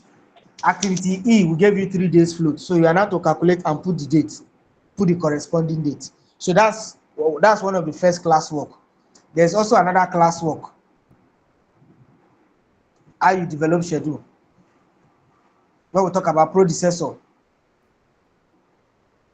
there's this one. This is the second classwork. So you have to use this to find your predecessors and put all the predecessors here. So you put the activity, you put the duration, and you put the predecessors here.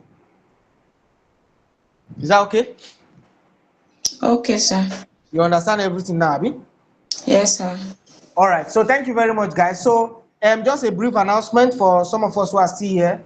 For you to be able to begin to take your assessment from next week, what it means is that you also need to start making your second installment payment, because the portal will not allow you to take the assessment if your second installment payment has not been made.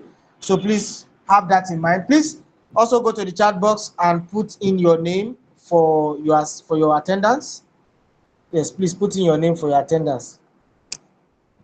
Put in your name for your attendance. So please ensure that by the time assessment is starting, you have already made your second installment payment so that you'll be able to take your assessment. So thank you very much, every one of us. After you have submitted your name and phone number, we are going to end the meeting. Then on Wednesday it will be communicated by 7 p.m. in the evening, so that we can wrap up planning and begin execution. Then so that by weekend we can be able to finish on project management. So thank you very much, every one of us. Thank you very much, Merit. Thank you very much, Gold. Thank you very much, Immaculate, Ephraim, Ebika, thank you very much. Ibunolua, thank you very much. Felicia and Mr. Theophilus, thank you very much. So I'll see you guys on Wednesday. Thank you so much, and do enjoy the rest of your week. Thank you so much.